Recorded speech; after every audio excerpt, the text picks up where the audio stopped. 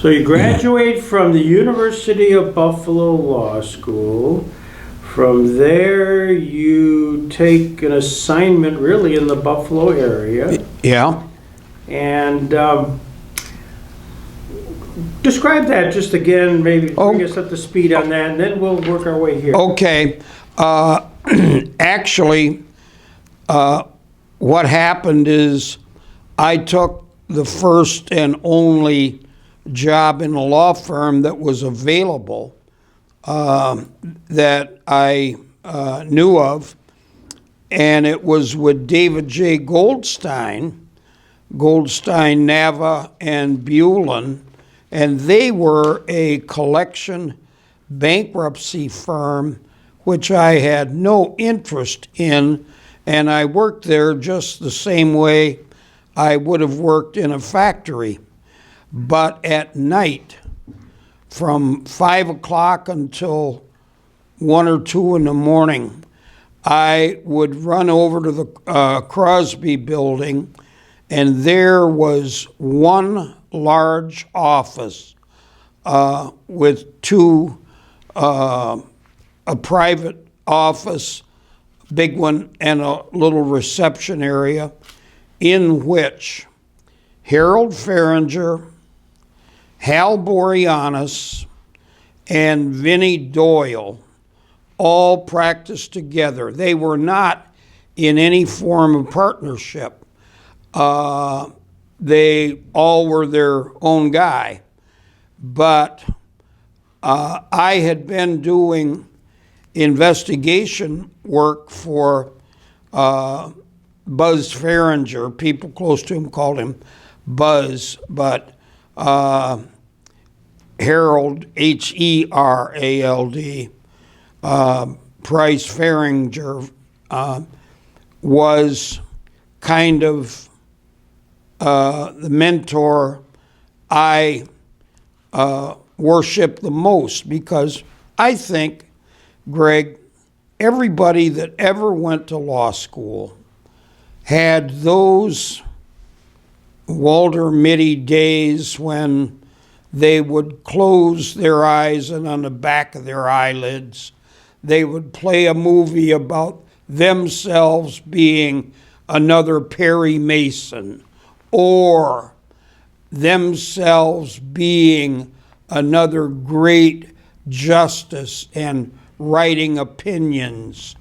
And that disease, if that's what it is, sure affected me, because I used to think about that stuff, and all there was trying lawsuits to a jury and winning, and that's the only thing that fascinated me in those days. And when Farringer allowed Boreanaz and Vince Doyle to come in to use the extra space, I just, every day at 5 o'clock, I'd be thrilled that I was going where I wanted to be, mostly for nothing. I never demanded anything, never pushed for anything, because I was learning how to be like them. And that continued for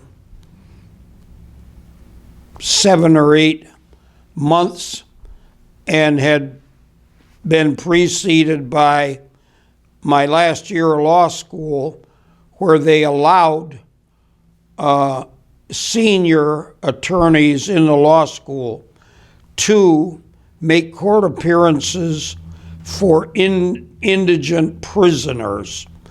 That was the days before public defender.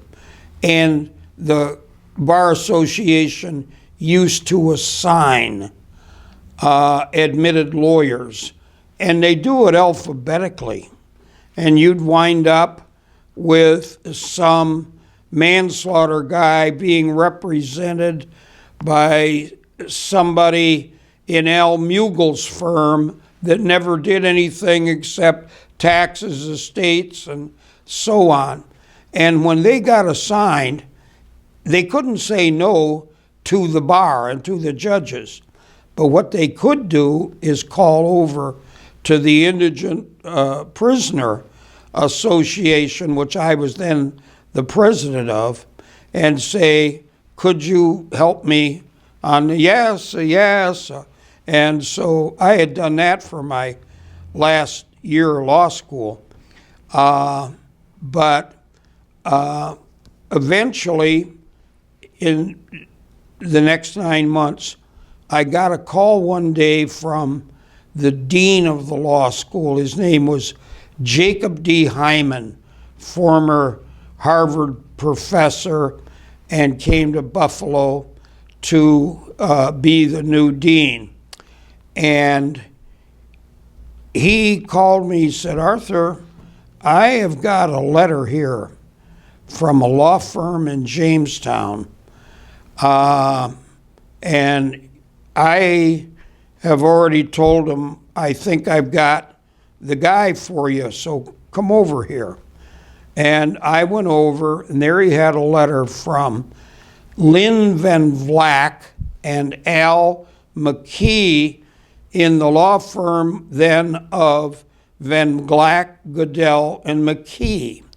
And Charlie Goodell did all of their court work, all of their trial work.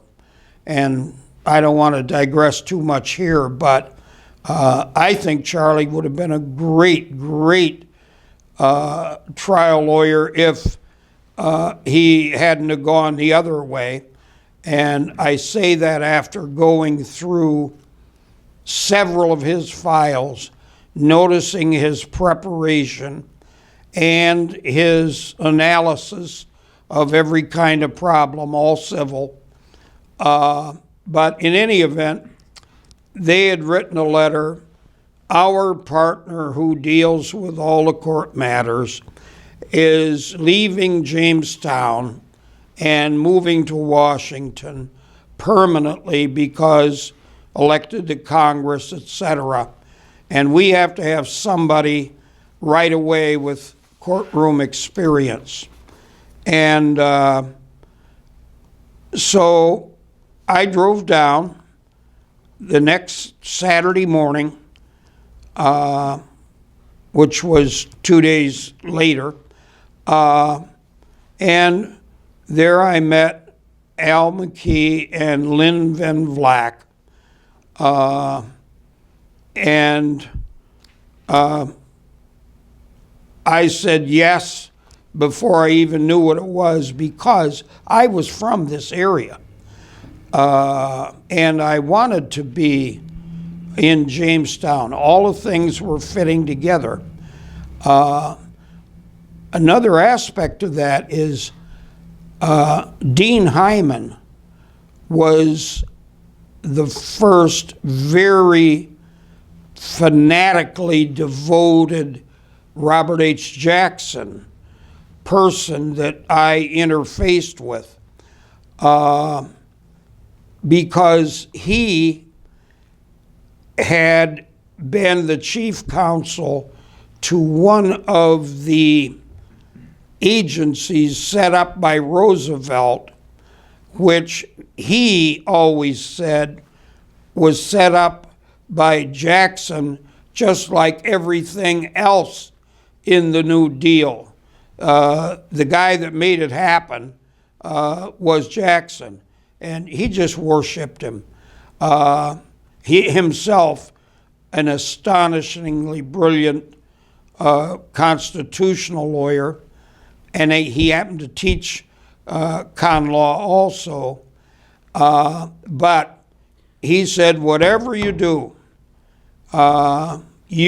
do something so that Jackson is remembered. And I hope maybe you should edit this out, but I always remembered that. And I mentioned to you before that Dean Hyman would make us read out loud in the law school, believe it or not. People, professionals in their 20s, reading aloud. And he made us read the dissent in Korematsu. And unfortunately, I was the designated reader, and I'd get a lump in my throat with the early part of the decision, not the later part of the dissent. Youngstown, Sheeton, Tube, Powers of the President, and all the other headline stuff. And he didn't focus as much on the law as he did on the language. And he said, is there anybody in this class that does not realize that every word in this sentence, and he would read it, is a simple, common use of words in the English language. And yet, when you read them properly, which he would then do, the thought is so compelling. And that was an exposure that I had early.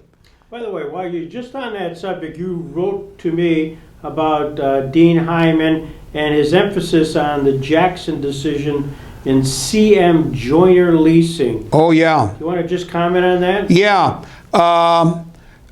That was just a few years after the passage of the Securities and Exchange Act. That was put into law in 1934. And we're now coming up to the early 40s when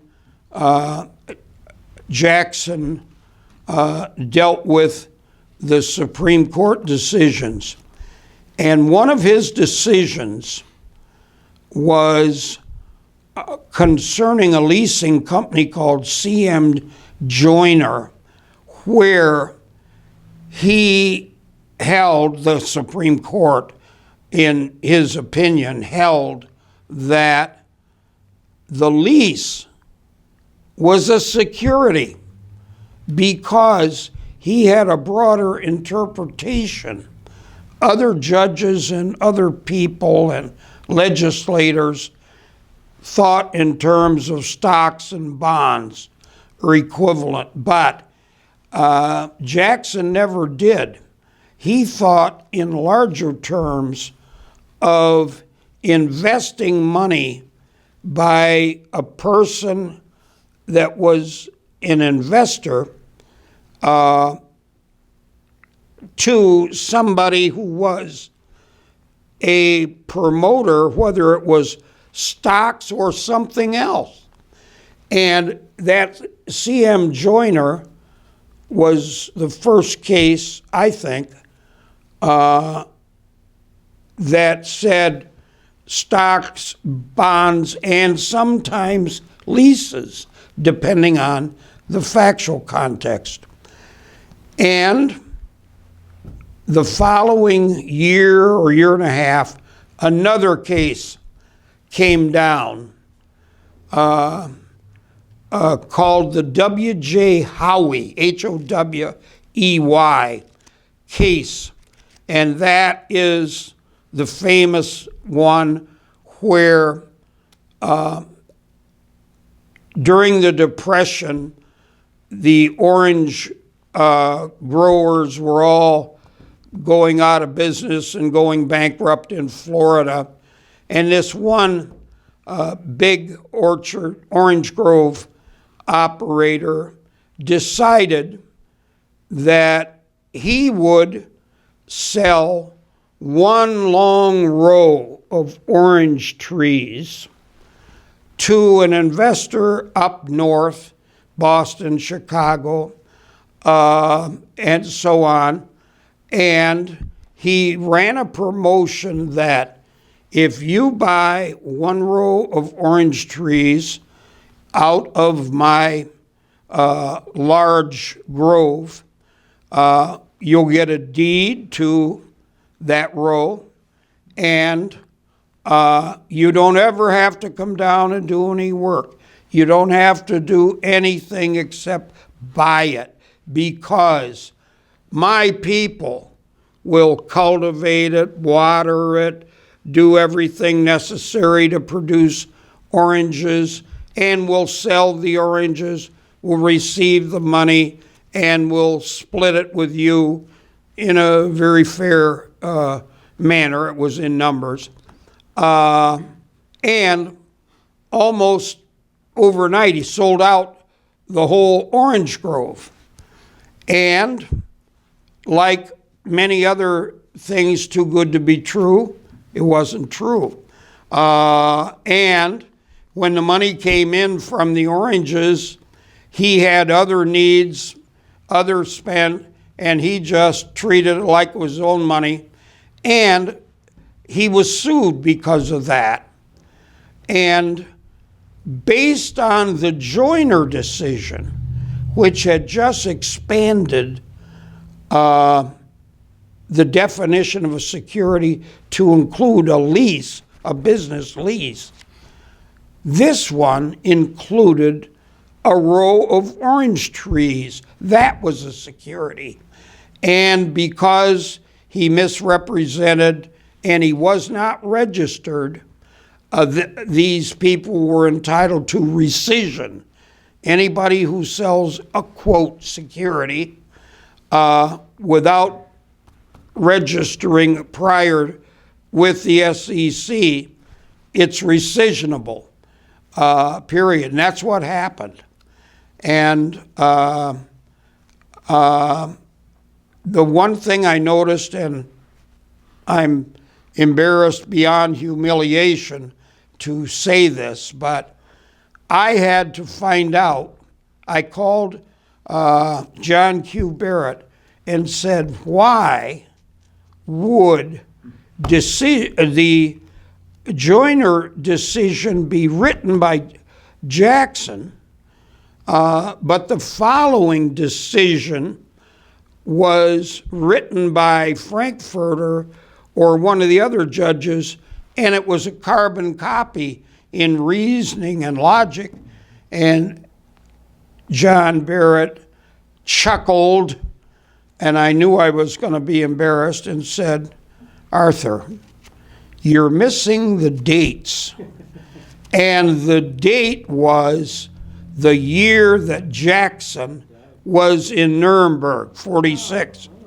And he said otherwise, that would have been his decision.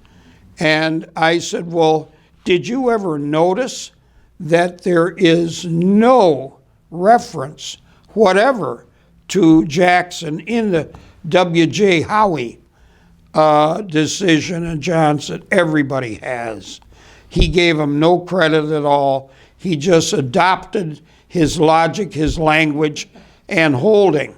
And the reason I spent extra time in that very decision saved my life and my family's life a few years later when I came to Jamestown, because based on that one decision, I was able to get Bob Chafee, who was my cousin, and even my own mother, who worshipped her cousin, nephew, Bob,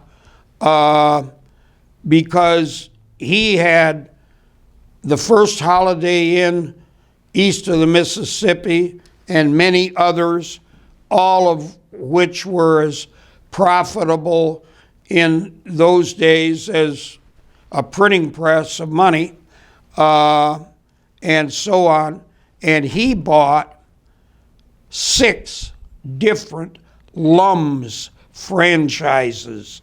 If you can remember back, Lums, they're I don't want to say gimmick, but I want to say emphasis, was hot dogs steamed in beer and other kinds of food. And the first one of those was built in Jamestown, right at the end of the 3rd Street Bridge. And he paid $150,000 for the franchise and signed a 20-year lease on the building. And it turned out to be all a big fraud, hocus pocus. They never made money. He also had 5 others, all in Alabama,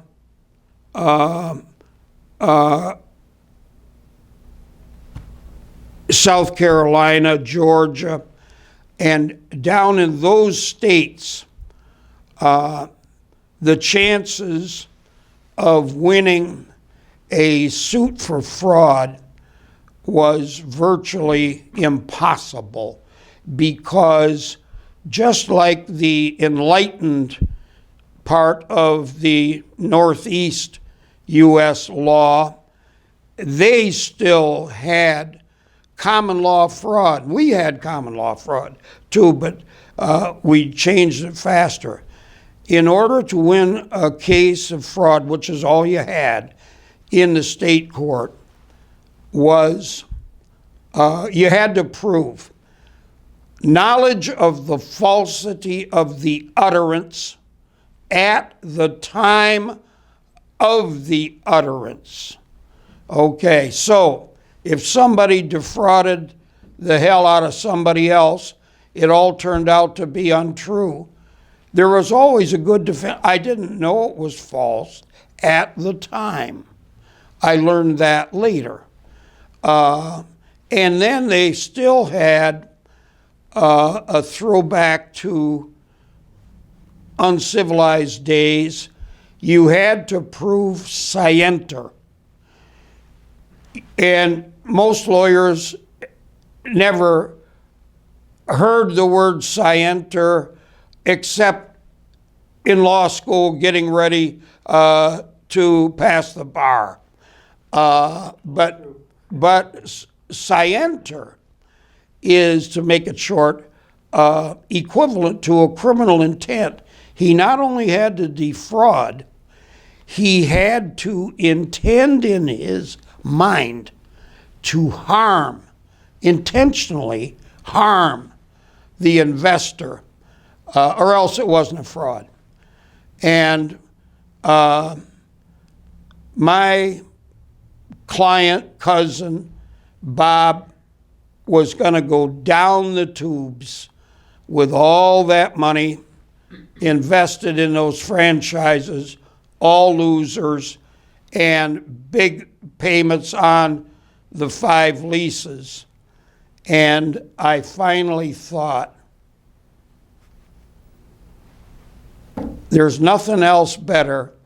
I am going to take a shot at making a franchise into a security under the W.J. Howey test. Long story short, I did that and succeeded. Take hours to do chapter and verse.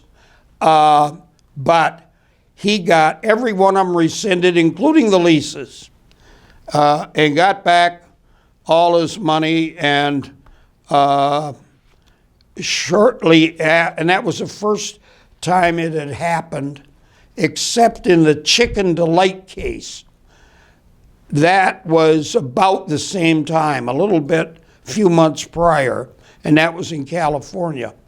And that was also at the time I was very active in the American Trial Lawyers Association.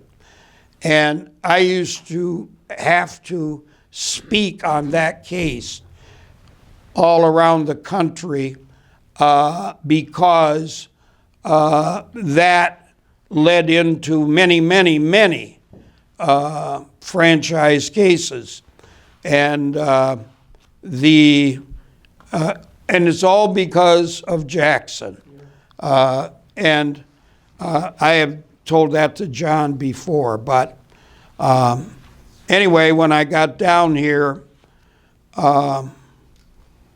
I had always wanted to do something which changed the law. That W.J. Howie, Bob Chafee case was later, late 60s, early 70s. And the first time I ever got a chance was the only time I've ever been in family court in my life. I was asked to take over the certain case, and the child had the name of the mother, maiden name. The mother had married. The child's name remained the same, and it just seemed incongruous to me. And it was in front of a judge named Roland A. Fancher. And I made a big point about that law was wrong. It bastardizes the child for the rest of its life. Meanwhile, the mother who intermarried in the meantime was Mrs. So-and-so, and I kept complaining to the judge, and he said, Arthur, if it bothers you that much, and I agree 100%, why don't you try to change it? And I'll try to help. Long story short, we did get that change so that now, whenever an OW child, if the parents later, someday, marry, the child's name changes by statute. And I thought the only thing any worthwhile lawyer was trying negligence cases, malpractice cases, and certainly products liability, which was just then in the early 60s coming into vogue. And all of it was California influenced. And I would sit in programs in California and hear these mind-boggling numbers coming at me in products liability cases. And their purpose was to try to change the law across the whole country to make it like California's, where you had bystander liability. It was no longer privity of contract. Back here, in fact, you went to Pennsylvania law school. The first case in Pennsylvania that ever recognized product defect harming a bystander was in a case called Zurn, Z-U-R-N, and it was down around Reading or Scranton, where people walking by on a sidewalk on kind of a parade day or picnic day, and a beer keg had been sitting out on the sidewalk in the hot sun for longer than it should have, and it exploded. And a piece flew into a woman's eye, I think, and put it out. Caused terrible injuries. Now, they never bought the keg. They never bought a beer. They never were in the bar. They just happened to be walking along the sidewalk at the wrong time. But Pennsylvania changed its law. That's a case of Nate Richter's, who was famous because he only had one arm, from Philadelphia, but great trial lawyer. And then that moved into New York, and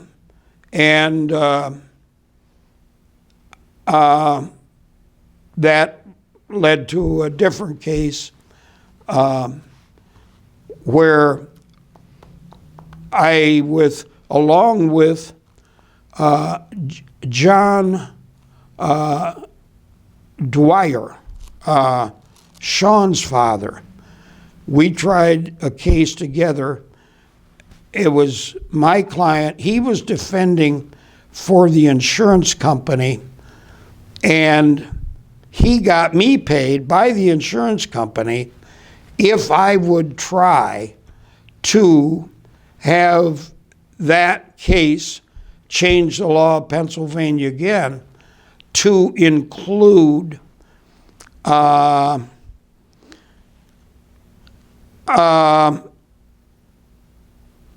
another aspect.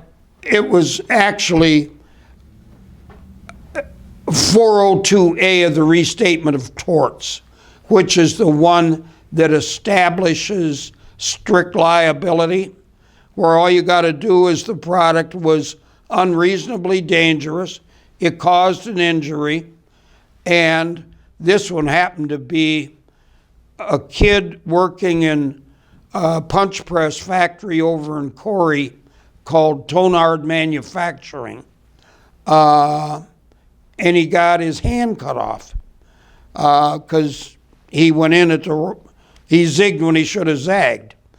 And we won that case very handsomely, and then Pennsylvania became very much a 402A state because Brucellonia Engineering, which is its most famous case. My case wasn't that famous, but it was first in time. Brucellonia Engineering is the one that made Pennsylvania into a 402A of the restatement. And then New York did the same thing, Ohio, all because of another one man. The chief judge of the California Supreme Court during those days was a guy named Roger Traynor, Traynor, and he is responsible for 7 or 8 appellate precedent decisions in California, which made products liability become just like negligence. If the product hurts you, you're recovered. And I happen to know the cases, but we're not here for that. But Roger Traynor wrote all of them. Greenman versus Yuba Power Products and all the other California cases, which changed the law of the whole country. It's like a law school class right here. I didn't mean that, but anyway, that's just what happened to me. Well, one of the pieces I want to talk about, because you shared it with me a number of times, is how you got engaged in essentially the Nazi gold case. Can you give us that story? Because it ties in a lot of things. Yes, yeah, I sure can. Early on, at the time I was working on those security cases, I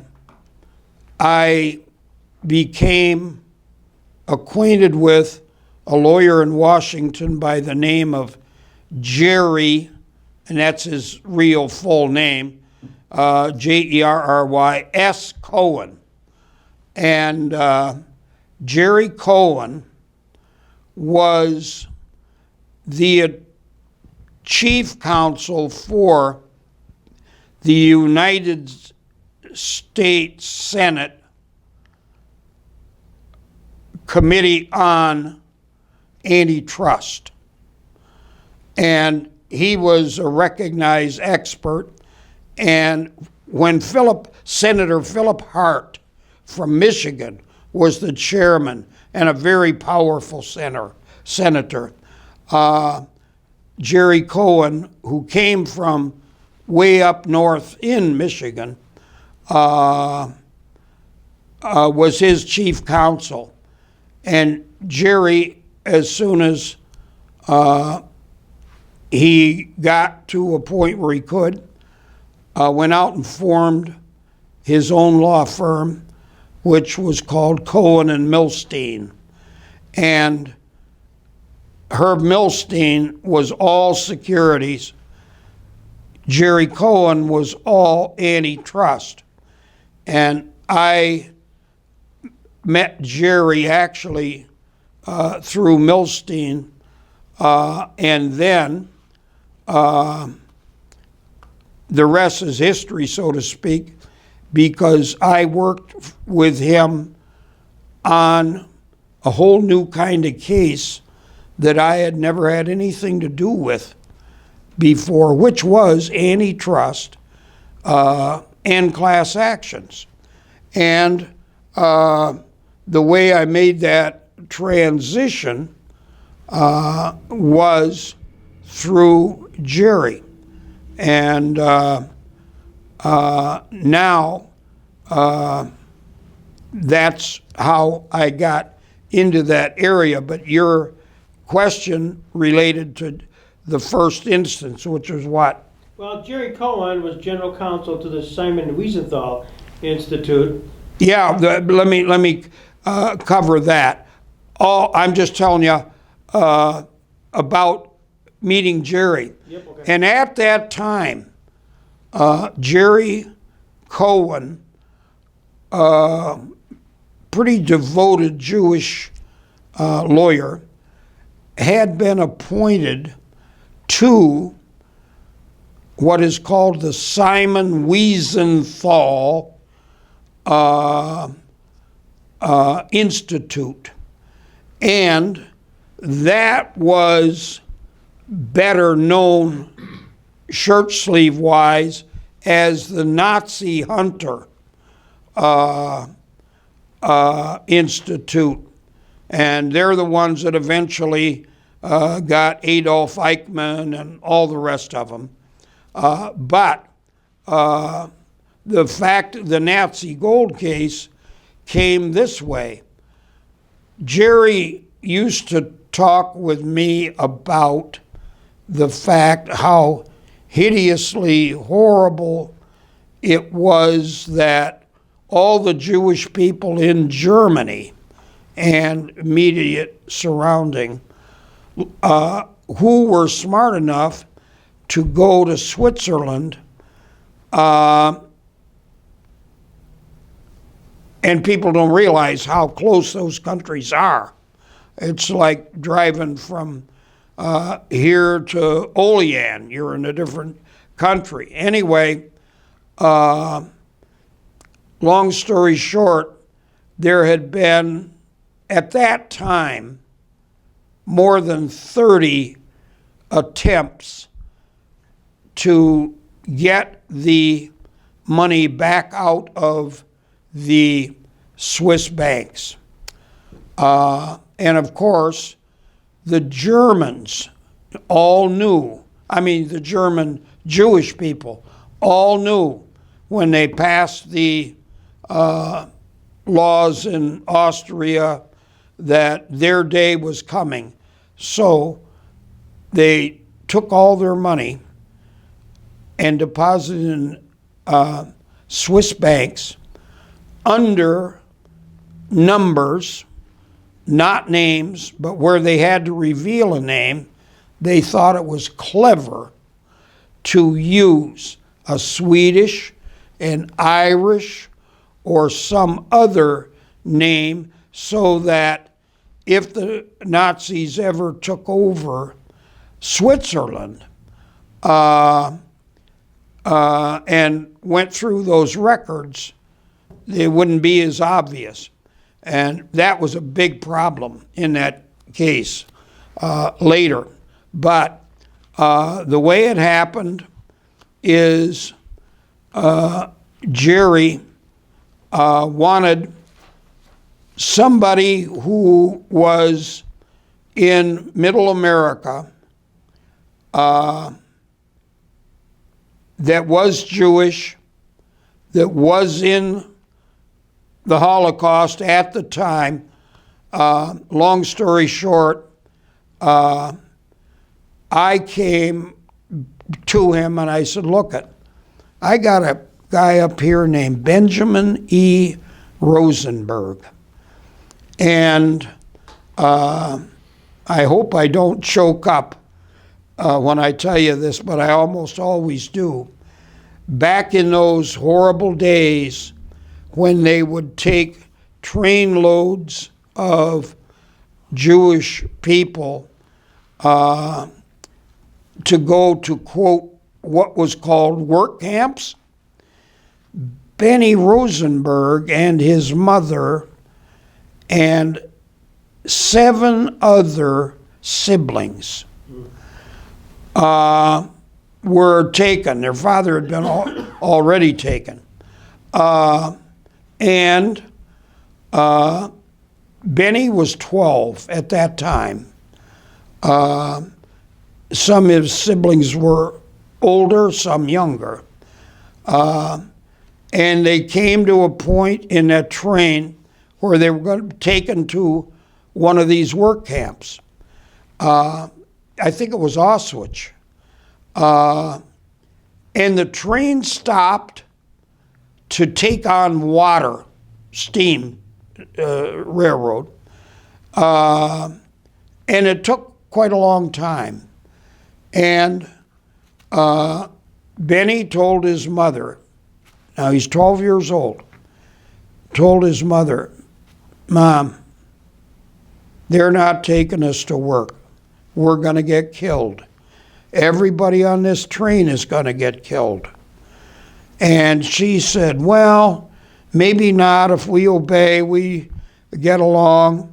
And Benny said, I'm telling you, I'm not going on this train any farther. I'm going to get off here and take my chances. Now, all the doors of the trains were padlock closed, but this was a cattle car, and it had a wooden floor, and there was a hole 24, 28 inches wide where something had broken the floor and they hadn't yet fixed it. And Benny had convinced one of his brothers, he didn't try to, but as he was arguing with his mother, his brothers, some of them were going to go with him, two first. Then they wanted to stay with their mother. Then the one that was next to him in age, around 11, maybe 10 plus, he was going to go with his brother. And when the train got ready to start, Benny and his 1 year younger brother went over and kissed his mother and said, look, I hope everything turns out for you, but I don't think it will. And I'm going to take my own chances. And David wants to go with me. And he dropped down through that hole and laid completely prone and motionless until the train pulled way over him. And then he got up It was approaching dusk at the time they did it. And he finally jumped up between the tracks and went over and went into this clump of trees and made his brother lay down with him until it was totally dark. And then he escaped. Well, he didn't escape. He moved at night and eventually got over into Italy. And eventually he got to America. Meanwhile, the mother and the rest of them went on with the train to the work camp. Every one of them were killed. Never saw them again. And Jerry Cohen decided, that's a perfect plaintiff. We're going to try to do this. And the problem was getting jurisdiction over the Swiss banks. How do you do that? Well, he figured out every one of those banks had a branch in New York City. And if they were just a branch, that wouldn't be enough. But shortly prior to that, one of the banking acts had made all the foreign banks reincorporate in the U.S., and they were wholly owned subs, but they were still independently their own bank. Long story short, that's how we got the jurisdiction. And by this time, we had tons of proof we'd gotten from some earlier efforts. But take my word, there was all kinds of proof of the money. Long story short, we eventually won that, and just before the appeal time ran out, the Swiss government decided that they were going to join the banks, and they paid a big part of it, and the banks paid the rest. That was 16.8 billion. And I think I've given you the copy of the complaint in the past. We collected every cent of it. Now, between you and I, that sounds like a lot of money, and it is a lot of money. It was a fraction of what they're really entitled to, because if you compute even 2%, 1% interest from 1939 and 38 up until the 60s, around 02, the figure is horrendously high. But we got that, and people like to say, gee, how much did you get? How much were the legal fees? The answer is zero, because Jerry Cohen had waived his fee, and the other lawyers in New York City, there were about 50 before it was all over, they had all waived their fee. So when the judge came to me, I sure waived, and none of the lawyers got anything, but at least that's a little footnote in history that my grandchildren can read about. Oh, that's fantastic. And And Ben must have been thrilled that it was just, he was one of the lead plaintiffs. He was the lead. Well, actually, he didn't finish as a plaintiff because as the snowball moved, others more appropriate, and he had been so long in this country, but the money got to the blood descendants wherever possible, about 80%. We didn't do this. The distribution was done by an accounting firm, which took them years, but the rest that you couldn't connect to a bloodline was used for charitable contributions, and United Jewish Appeal and all the other Jewish philanthropies. And of course, by that stage, everybody wanted to help.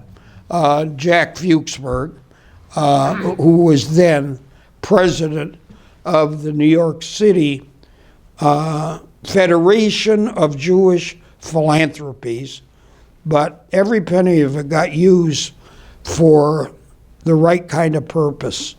And that's, I guess, one of my highlights. By the way, when you're done, if you're done with that, I would like to just make sure we get back to the chronology of your law firms. You came to Jamestown with what was then Van Vleck, Goodell, and McKee. Goodell goes off to Washington, then kind of go through your chronology of Okay, after that, Lynn Van Vleck was 78 years old with heart trouble when I came in, and he died shortly thereafter, within 3 or 4 years. And McKee reached a point where he thought he could do better for himself with the Jamestown Mutual Insurance, where he was a brilliant defense lawyer analyst for them. He could have done the same thing for Hartford or Travelers. And so I made a deal with him and acquired his share, which also included Lynn Van Vleck's, and I wound up with the firm by myself. And I then brought in Ron Haidt for work which I didn't want to do, which was real estate and pretty typical stuff. And but by that time, I was acquainted with Jerry Cohen and some of the big firms around the country, and I remained in that basic pattern up until Rupp, Boss, Falsgraf, and Cunningham acquired my so-called firm or practice because they wanted to get into the antitrust class action field. And that was 4.5 years ago. And I've been a partner, of counsel partner, but equal, ever since then. And along the way, you had a few associates that came through the office. Didn't Jim Donovan, was he part of your? No, you mean Walter Donovan? Was Walter part of? No, he never was. I had a guy who I taught everything I knew to about medicine and personal injury and malpractice and so on, by the name of James J. Moran. and he finally up and left and went to Rochester, where he came from. Had a big career with great verdicts up there, but as soon as he could, he retired and went to Florida and hasn't practiced law since. And I have trouble understanding that. But anyway, to each his own. Then I had with me Bob Griffin, who used to be with Bill Blood. He was a good lawyer, but he wasn't like the Energizer Bunny for sure. But he was a good writer. And I've been associated ever since with deep lawyers, and ever since I got into the antitrust field, I have done almost nothing but. And I was telling Randy earlier today, I just filed another huge one this very morning. And I'm going to keep it quiet until it's officially filed. So you filed something this morning. It harkens back to a quote or a reminder to me to ask you about your grandfather, who was a farmer, who forcefully taught all of his grandchildren, that if you are not up with feet going down the road before the sun comes up, you will never amount to anything. And I don't want to be around you. End of quote from your grandfather. That's right. I'll never forget that. He drilled that into all of us. If you're not up with your feet going down the road before the sun comes up, you're never going to amount to anything, and I don't want to be around you. And when he would say that, I'd start to cry and think, but I also got up early, and always have ever since. But he lived with us when he got old enough so he could no longer do his work.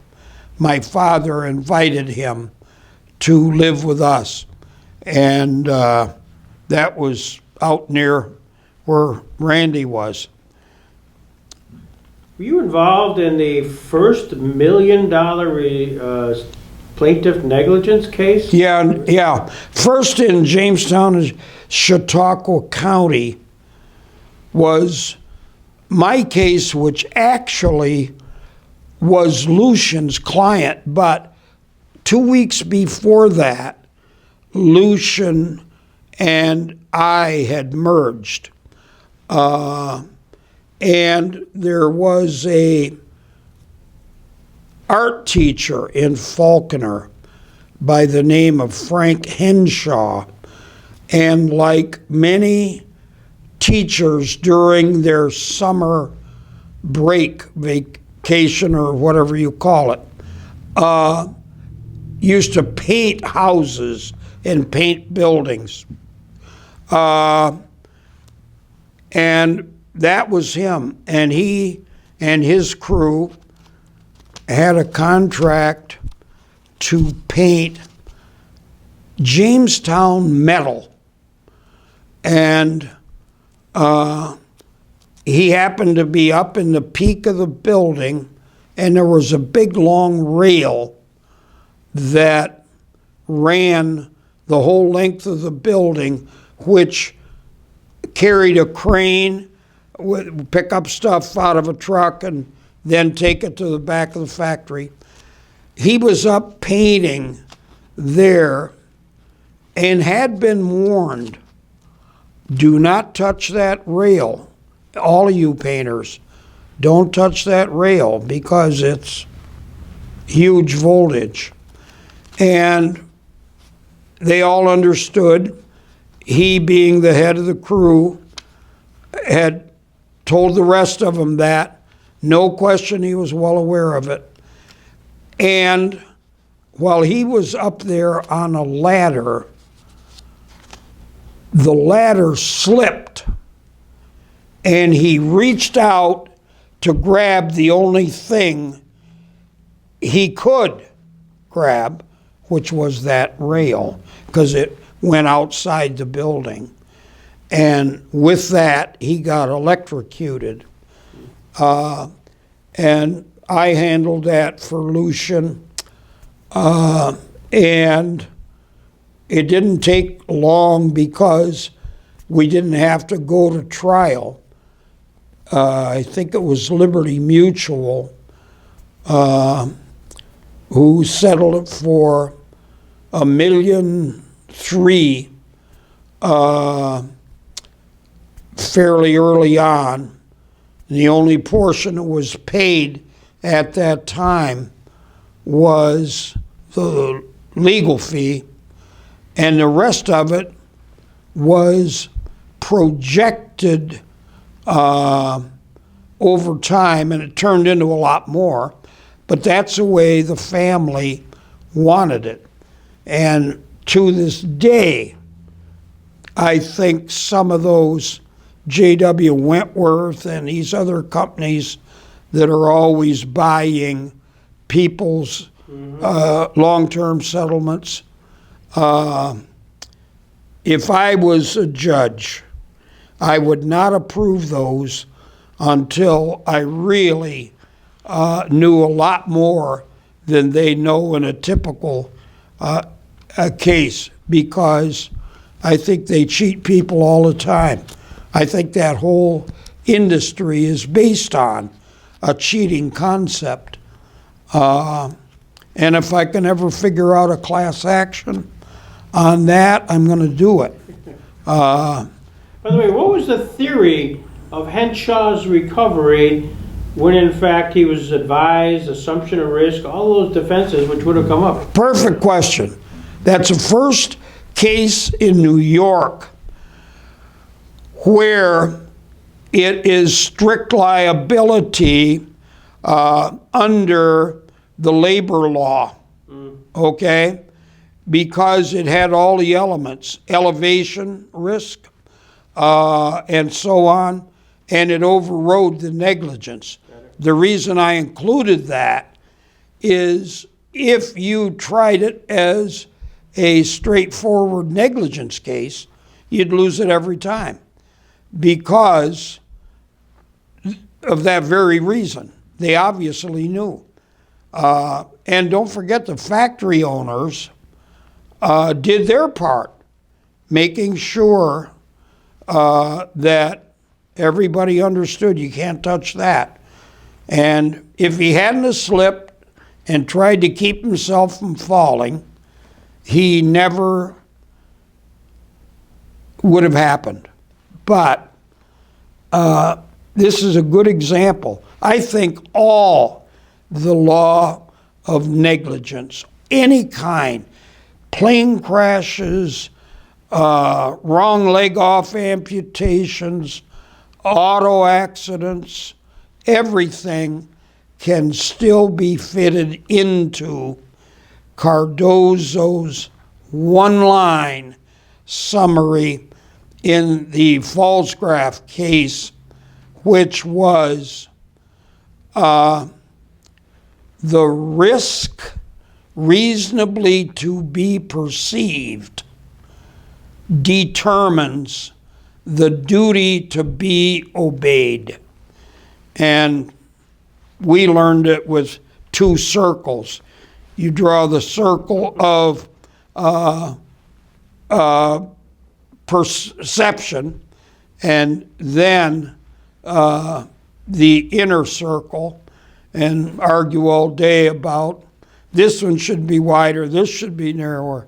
But everything fits into that one sentence summary until you get into strict liability and other statutories and so on. But I remember all of that stuff.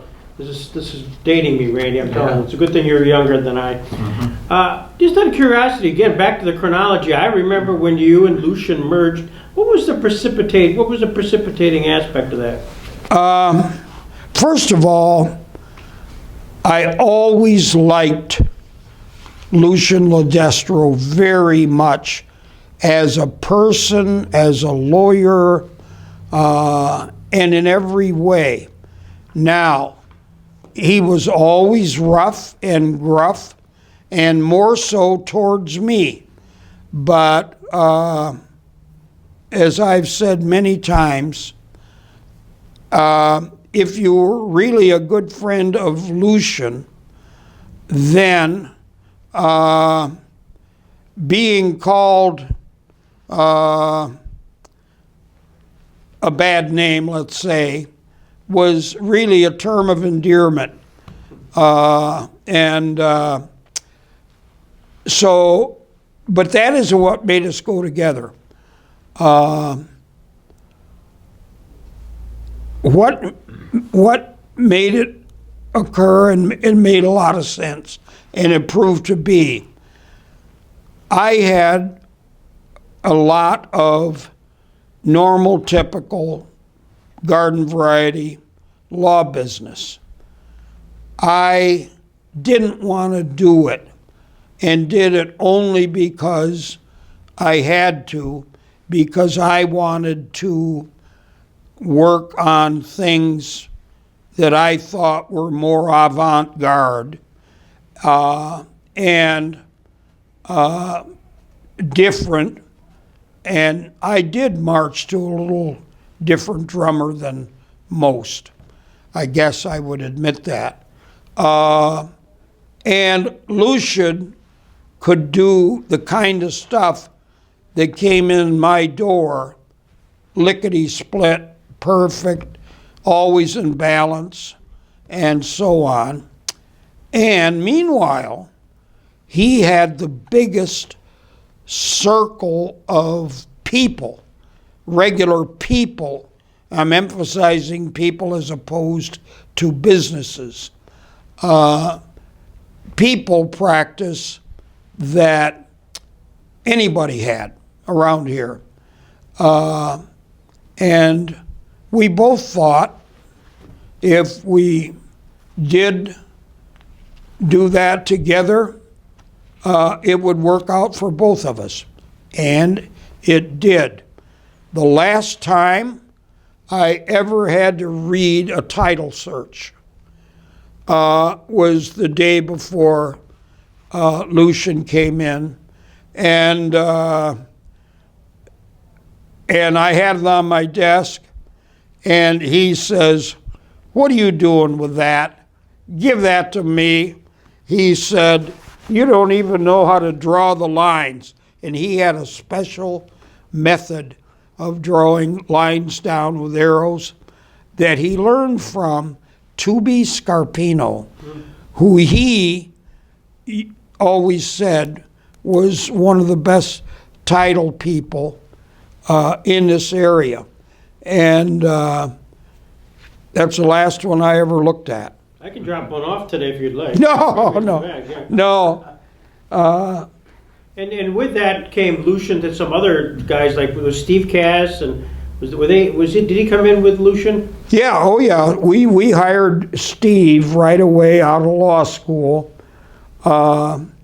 because he's got the best personality, I think, in the whole bar. He could be a burlesque MC or a talk show host or anything. He's a lovable guy. And he's still that way even as a judge. And we had a guy named Donald Bennick, Yep. who was a Cornell grad, and he wanted to specialize in farm business, and he did, and that worked out well, but he eventually came to me first and said, hey, how can I tell Lucian that I don't want to keep practicing law? I really want to go back to the farms, only big operations. And I said, well, Don, one thing is for sure. Don't talk to other people around Lucian like me before you talk to him. And you go in, I think he'll understand. And so Don did. And 20 minutes after he went in, the whole room exploded. Lucian said, you can quit right now if you want. Don't let your door hit you in the wrong place. On the way out, I've spent hours training you and this and that. And then he quieted down later, but Don never forgave me for saying go in and talk to Lou. And by the way, you know the end of the story. When shortly after that, he and Junior Reed and Ronnie Reed went to Florida and opened up what is called North Florida Holsteins, Inc., a huge farm down there. And the reason they went to Florida is because they always found that Florida people were overpaying for milk and for cattle. And they thought, hey, that's where we ought to be. And 1 year later, they were milking 5,000 cows per day. Greg, watch my lips. Per day. I've seen it. Okay? And now they aren't even among the top 10 at 5,000, because you got some of these operations up to 20,000 a day. 8 hours a day, and they have 3 shifts of employees, and it works fine. But that's what Don wanted to do. Gosh, and you had Greg Edwards Oh, yeah. and Johnny Lemicoso. Oh, yes. John had an attitude like I did. He liked to work with me on the stuff I was on. He didn't get his jollies out of deeds, wills, and mortgages. And then, of course, when he got elected judge, he checked out. Yeah, there's been a lot of lawyers that trained under, quote, us, but which really truly means Lucian, because he had the big view and always handled the money, bought the things that we needed and didn't buy if he thought so. And believe me, he never erred on the side of buying. He erred on the other side. And one of the things that we used to disagree about is from the day I first came to Jamestown, before I had anything to do with Lucian, I always thought an incredible amount of a typical lawyer's time was wasted when he was driving. And the bigger the lawyer, the more the waste. And so early on, I used to always have a fairly big car and a driver. And I would sit in the back seat and dictate whatever I was working on and not worry about the driving. During the early days, people in my family liked to do it for free, just to be around me and see what was going on and drive here and there. My aunt first, and sometimes my mother, and other times a brother, and then I eventually hired Leon Ferry, who was a personal injury client. He got fingers amputated in another punch press down in Olean, and I got him a ton of money for that. But he was a good driver, very conscientious, not well educated, and most of all, he did not talk. The bane against my own mother and some others is they like to talk, and which defeats the whole purpose. And back in those days, I had the first handheld dictator that IBM ever made. There used to be a salesman in this town called Tom Anthony, and he had to work to get what I needed, and I thought it was tiny and wonderful. It weighed 8 pounds. Oh my God. It's half as much as a bowling ball, and it was on a tape. But whenever I went anywhere or got stuck in an airport, you've been stuck in an airport, okay? You're sitting there for hours. You read all the newspapers and everything else. If you had a handheld dictator, which now are no bigger than a cell phone, you could do a ton of work, especially creative work. There's one thing to do a summary. It's another thing to write something that you intend to be colorful or descriptive, and the best time to do that is when you're in one of those spots.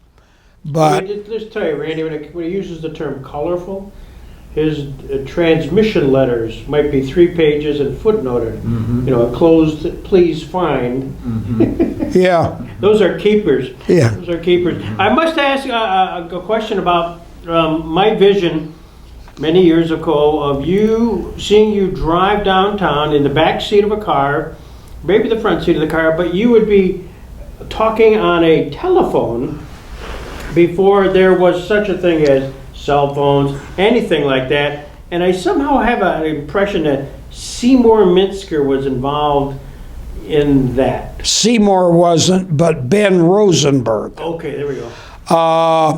Ben Rosenberg was. And you have just put your finger on something that is worth talking about. Prior to the early 60s, nobody was allowed to have any kind of telephone in their car except what AT&T or the Bell system supplied you. And what they used to supply, all the rich guys in any town always had a telephone that they could make calls from prior to the early 60s. And it were all made by Western Electric. Western Electric was 100% owned by AT&T, okay? And they had a literal monopoly on, you could not even get a phone number if you had a telephone like a Buffalo Bills helmet with a phone in it. You would try to get a number put in at your house. Oh, no way. You can only have what we supply, AT&T. A company in California, Palo Alto, California, named Melabs, MELABS, came up with what was called an attaché telephone, which was just about the size of that briefcase there on the table, made of alligator skin. That was before you go to jail for the alligator skins. But inside it, also weighing 9 pounds, was the first telephone ever made that was battery operated, and you could really a mobile phone, a phone. Now, Ben Rosenberg saw that franchise advertised in the Wall Street Journal, and he thought, man, could I ever sell those? And so he wrote, long story, got a franchise for all of New York State outside of New York City. And I was one of his first sales. And it worked fine. And the beauty of it was, let's say you're a contractor. You could carry that little briefcase, and if you were building a 10-story building, you go up the elevator, no wires, nothing, with that phone, make and receive calls all the way up, when you're on the top roof, when you came back down, and then suppose you were going to go play golf with some other contractors, throw that in the back of the golf cart, go all over the golf course, still you're reachable by phone, you can make calls. And they worked, and they didn't have defects, hardly to speak. And Ben Rosenberg bought a dozen of them for $250 a piece, which was under his franchise, and he could sell them for $3,500, $4,200 all day long, like hot dogs at a ball game, to the right kind of a buyer, a contractor or some other businessman that just liked the idea. But each one of them, you had to go to the phone company and get a number. And they were freely given, and it'd only take a few minutes. And Benny sold several of them in Binghamton, Olean, all over Rochester, a few in Jamestown, a few in Buffalo, and he was getting rich. And Seymour tried to get in on it. That's where he came in. But Benny was his own guy. And then one day, Ben came into my office, and he was always hot-blooded. He was never awake a minute that he wasn't excited about something.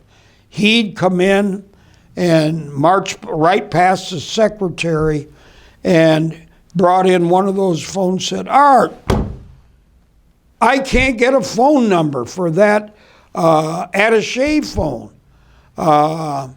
And I'm going to have to refund money to people that can't get them." He'd sold 2 or 3 that very week. And you got to do something. So I got him quieted down and listened to his problem. And he told me every time I call up and I need a number, or my customer does even worse, they won't give him a number because they say that they're having a problem with channel crowding. And there's too many phones on the system. We cannot give out any more numbers. And so knowing that part of the problem might have been in Benny's personality, I said, let me try it. So I called up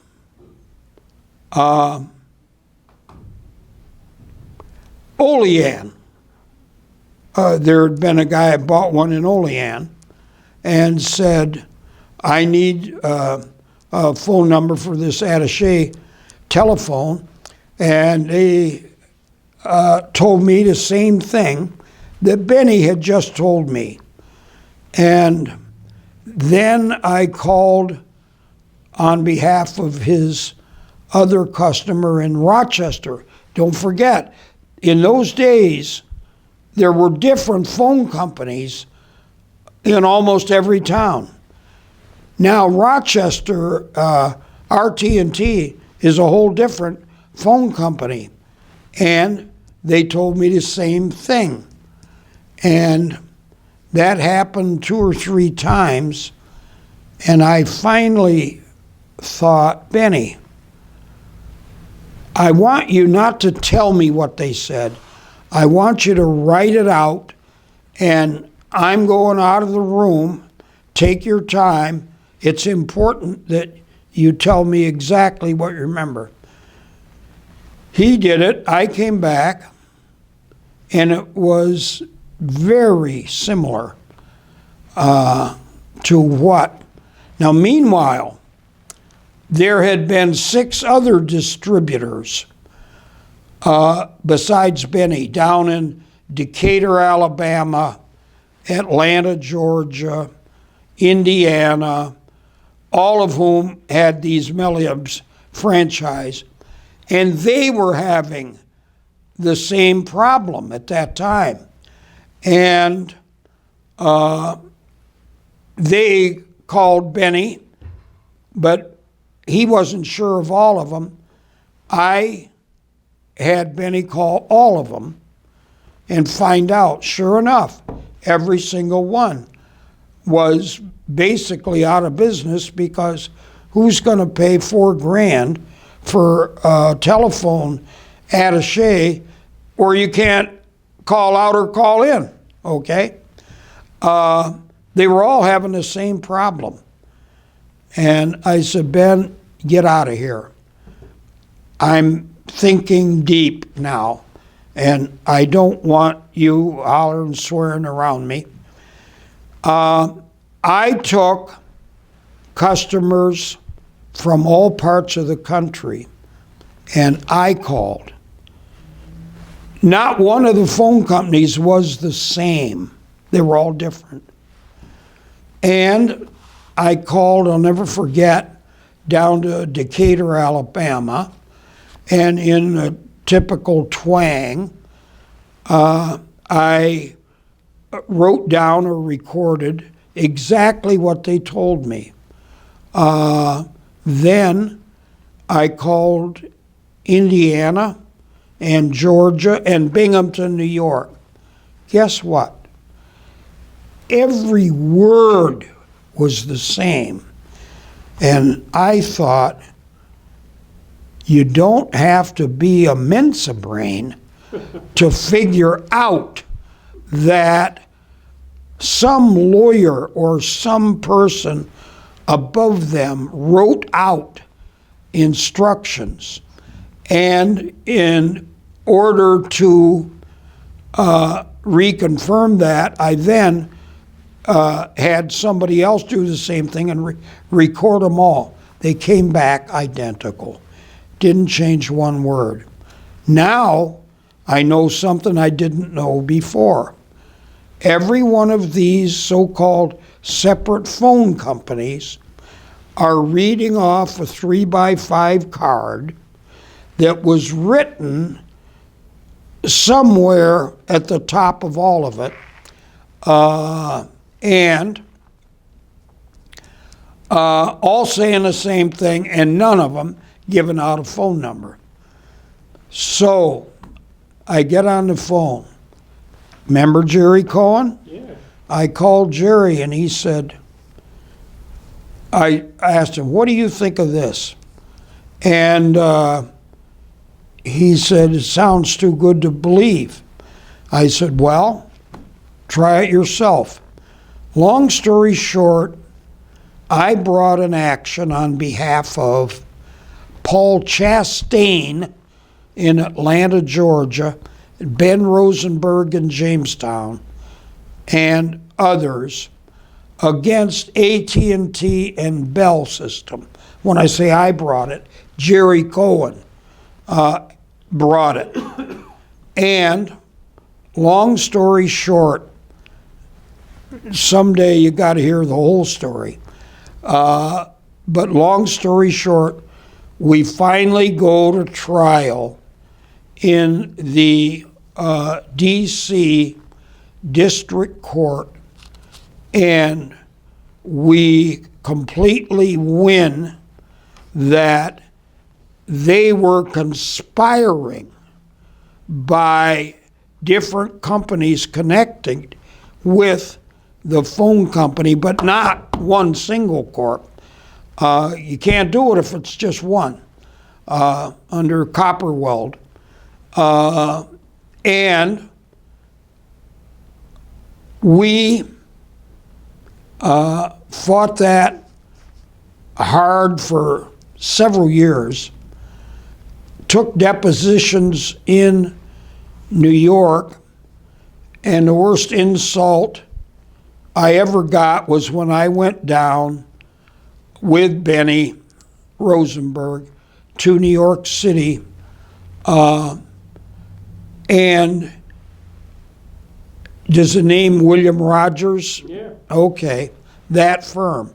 Royal Cagle and Rogers originally, then it changed to Rogers, but that was Nixon's Attorney General, and one of their top older, I thought older then, but don't forget I'm in my 20s, so anybody is older.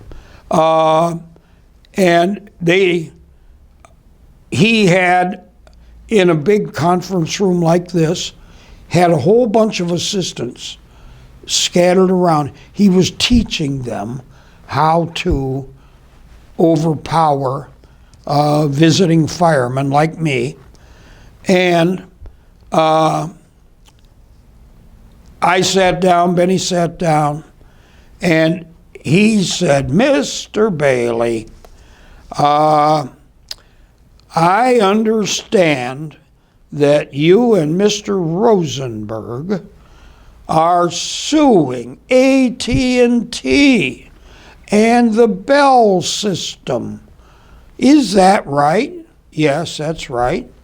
And then he said, tell me, why do I have visions of a flea crawling up an elephant's leg with intentions of rape? And everybody, laughed the hell. My face is red. Benny's was red, but if you don't know him, that lawyer got called some names he'll never forget either. But we eventually won the case, and along with it comes a decision. But this is a trial before the FCC. The D.C. Circuit sent us to the FCC. That's where the testimony was. The FCC decision comes down and gives us the injunction we want, all of that part of it, not the money because we got to go back to the court for that.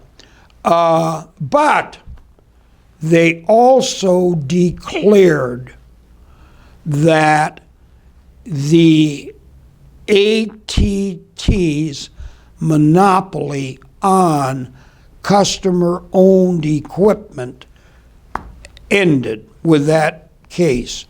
They opened it up in that very decision so that people could put any phone they wanted. Remember I said the Bill's helmet? Have you ever seen those phones? And gimmicky phones and color kids' phones and shoes that dial. All that became legal. Prior to that, everything was considered incompatible and not type approved. Meaning, even though it worked mechanically identical or even better than AT&T's equipment, it still wasn't type approved, in meaning it isn't ours, so you can't do it. And little did I know, I was so happy about winning what I was after, I never gave a thought to that customer, the end of that monopoly. Okay. A short while later, a lawyer in Chicago calls me. I was up on Fifth Street at the time, said, I would like to buy your complaint in the Chastain-Rosenberg case, and I can pay you $5,000 for it. First of all, he can get it for free. It's a public record. And $5,000 at those days was a lot of money, at least to me. So I asked him why he was doing that. He said, well, I assume you'll help us if we need to come back because we're going to try a variation on a different lawsuit. Never told me what. I never asked. Anyway, that company turned out to be MCI. And you know the rest from there. Out of that decision created the whole cell phone industry. Wow. And I never knew it. We eventually got $3.9 million out of a jury verdict for the damages to all of our plaintiffs. And that one was the first $1 million fee that turned out. But if I had ever been smart enough to think, of course, I didn't know what they could do with cell phones then either. Yeah. You know, it took a lot of science that I never would have access to, but it did create, and everybody in the industry credits Chastain versus AT&T with creating the possibility of other phones going onto the system. And now you don't even need. And Greg, I can remember getting an infant settlement for a negligent case, going up to Mayville to get an infant settlement approved. And the judge wanted to know where the money was going to be invested. And I said, well, I don't know, but it'd be properly invested. He said, no, get out of here. I want to know who's going to invest it. And I think I gave him a local broker. And he said, I want to know what they're going to invest it in. And he said, let me help you. He wrote down AT&T, Xerox Haloid, New York Central Railway, and one other, Kodak. Okay. Today, as we sit here, every one of those companies is bankrupt. Anyway, he wanted to make sure it went in the right places. But I was either asleep at the switch or didn't have my brain turned on when that decision came down. And I didn't even wise up when we got the call to buy the complaint. But that was Jenner and Block. You know who they are. Yeah.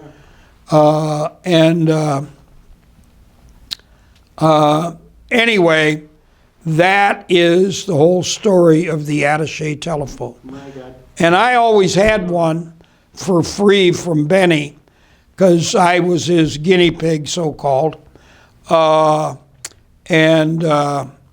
He did very well with that, but that's the whole story of that thing.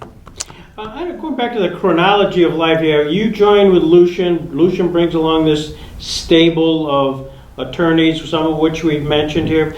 Then did Warren come in through Lucian, or was that a separate deal? That was, Warren and I were together. Okay. Bailey and Erickson up at 500 West 5th Street. At the time we made the deal. And so he came with me, and so did Mike Goldman, who I had just hired prior to that. And but there was no question about who ran the firm. I came and went and worked and did my thing. Lucian handled everything from what flowers on what day to put out front, and what magazines to have in the reception area, which turned out to be Field and Stream, Fur, Fish, and Game. And you were on the second floor? Third floor. Third floor here. Yeah, here. That was where we established. And at that time, I did not own this building. But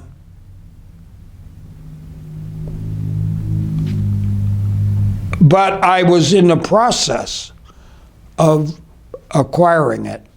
And I told Lucian, I said, Lou, look it, I want to do whatever you want to do.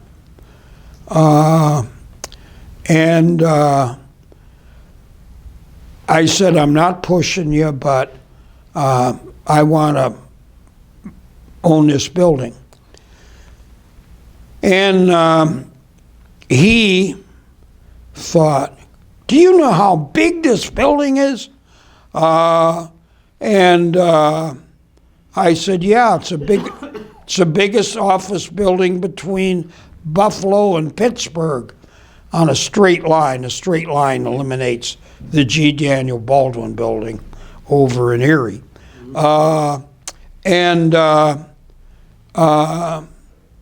He said, but if you can buy it for that much, count me in. So I did. And we got the building, and he and I and Warren owned it for a short while. And then Warren didn't make the grade with Lucian, which is a polite way of saying it. And I asked him to turn over his share of the building to Lucian and I, which he did. And then I bought the insurance company in Chicago. Okay. And I bought it with $1.4 million, which I had arranged in a loan down from a bank in Pittsburgh. And they required that all the wives sign with us for the money. And we flew down in my plane. I had a Piper Lance at that time. I think I've told you before. Mm-hmm. I believe that a lawyer that couldn't fly his own plane in the early 60s would be as obsolete as a lawyer that couldn't drive in the 1930s. And so I had a plane, and our pilot flew us down there, and Lucian and Emily and Joanne and I, we had to go into this big high-ceiling bank and sign, and Lucian turned absolutely ashen white. But they both signed. He came out and said, if my father ever knew what I just did, and it bothered him. And long story short, he later said, hey, get me out of this. I can't sleep, and these numbers are too big. And so I said, you got to give me some time on that.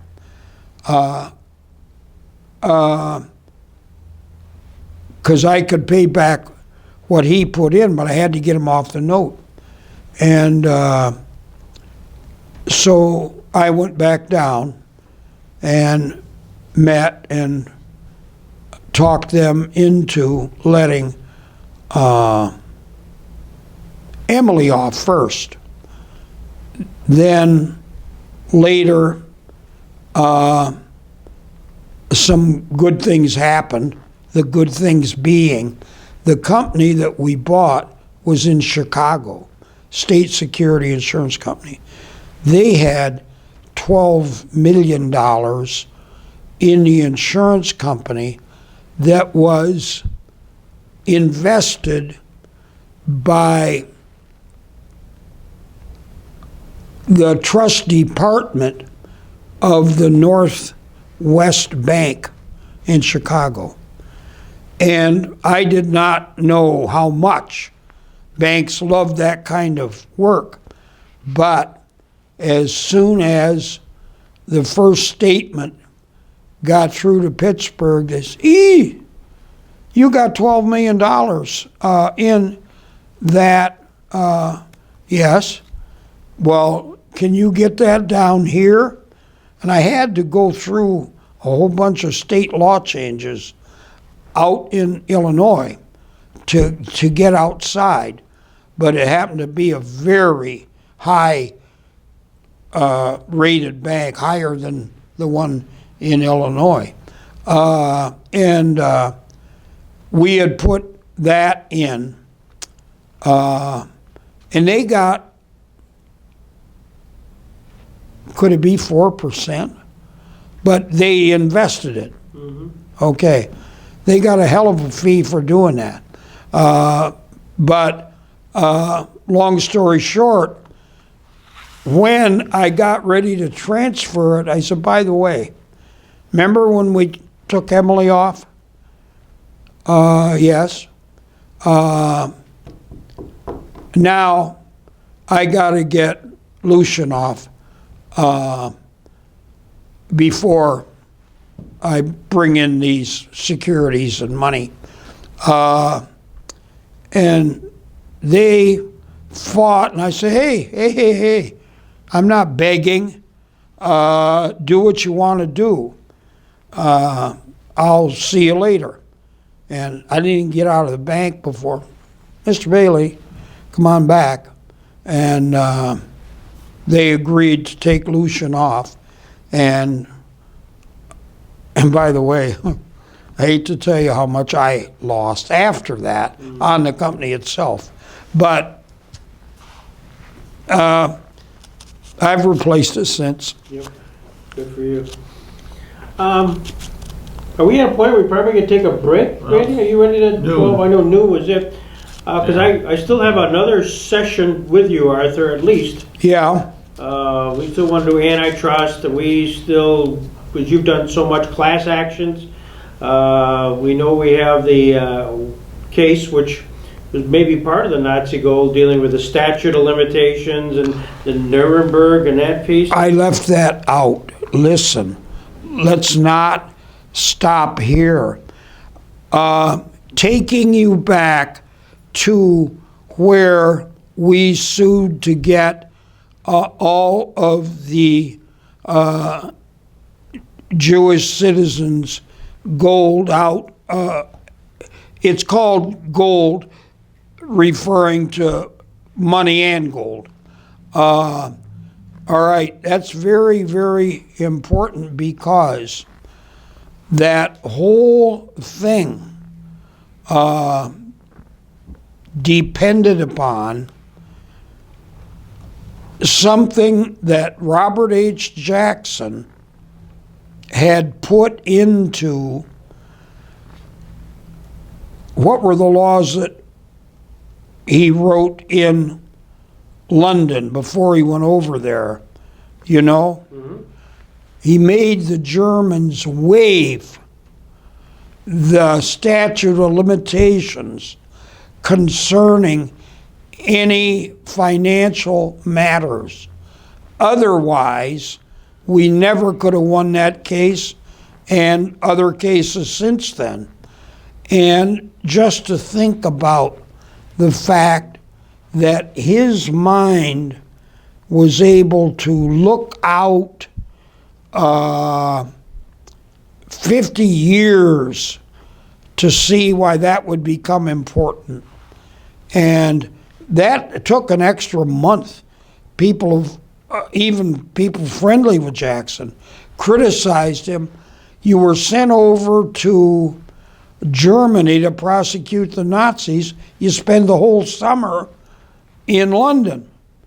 And his answer was, I was writing the law of the International Military Tribunal, which is a bigger contribution to mankind than the trial was. But most people don't understand that. One of the things in there is their waiver of the statute of limitations.